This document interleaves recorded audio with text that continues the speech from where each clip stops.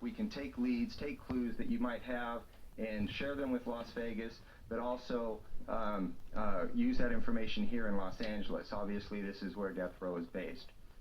Secondly, one of the problems here is there's a lot of reference going on to the FBI or the feds, but you got to remember that this is not a federal investigation.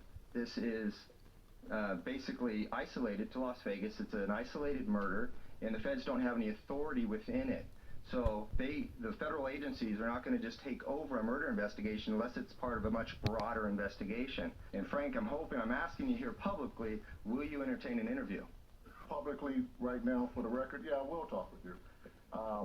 Kevin Hackie just walked up here, who was my replacement. He was the backup bodyguard to Tupac. He obviously has something he wanted to say. I'll interject what you're saying. First of all, I'm a retired police officer. I was the undercover agent for the FBI for 4 years for Death Row Records in regards to racketeering investigation.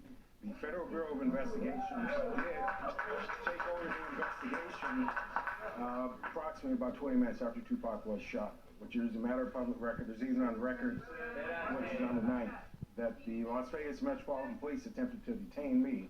An agent by the name of Dan McMullen, who was my supervisor, contacted the Metropolitan Police Department at about 9 o'clock on September 9th. There was a whole slew of people in front of the hospital. Metropolitan Police car pulled out. I was the only guy, I arrived in Vegas that morning, that went to the police station, identified myself. I was given authorization to carry a firearm, which I still do have all the paperwork. Obviously, that came from higher up beyond Las Vegas Police. My supervisor was Dan McMullen, the FBI Wilshire office. Dan is, I believe, now in Seattle, which you can verify. John Ciccione, the ATF agent, was also my supervisor.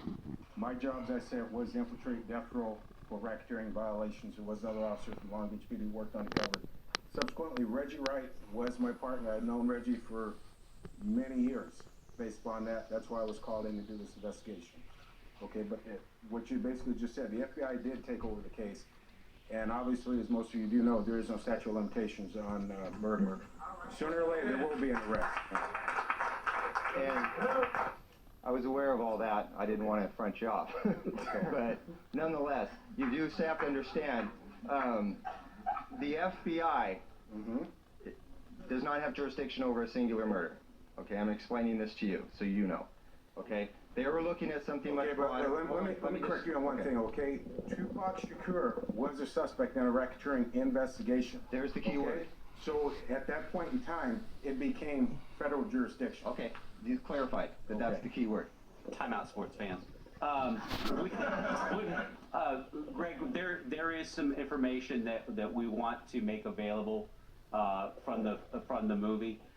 Frank was not privy to a lot of the interviews, and a lot of the information were done without his involvement. He wasn't present for some of the interviews.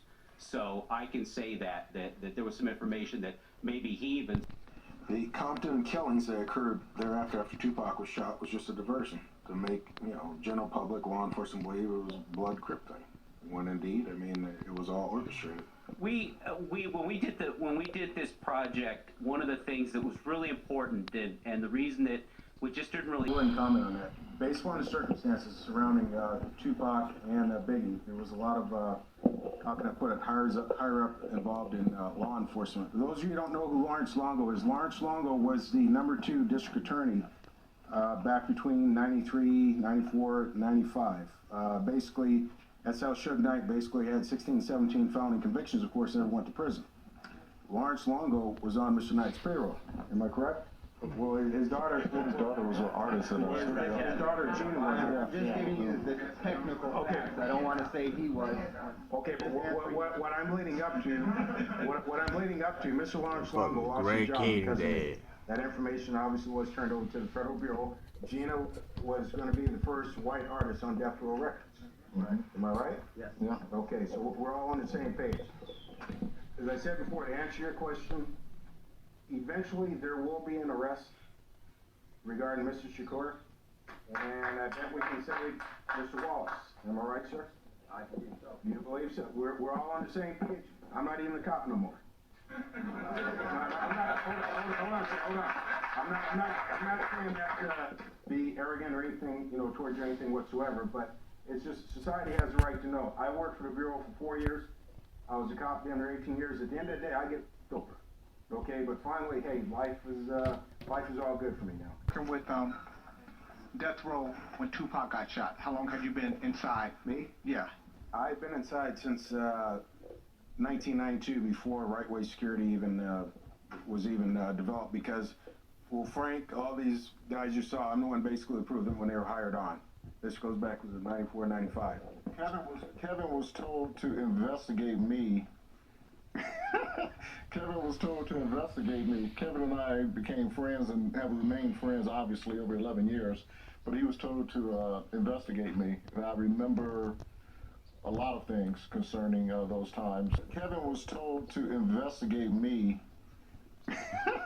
Told to investigate me. Kevin and I became friends and have remained friends, obviously, over 11 years.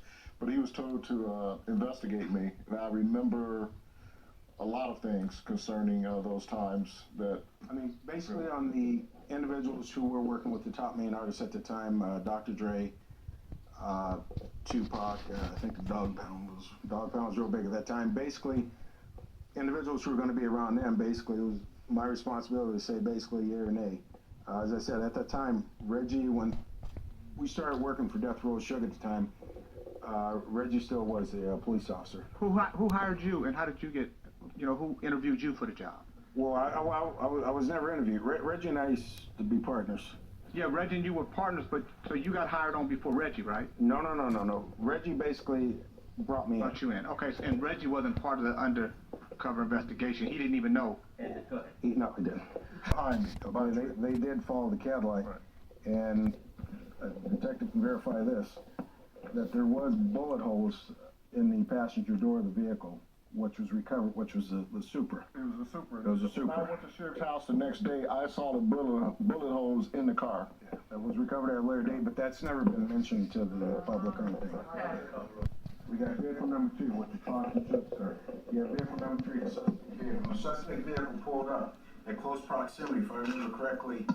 It was probably a foot and a half away when it pulled up. The suspect, as the vehicle pulled up, driver came out, arm came out, point blank. Their car was approximately 2 or 3 feet ahead of Shook's car, whereas there's no way possible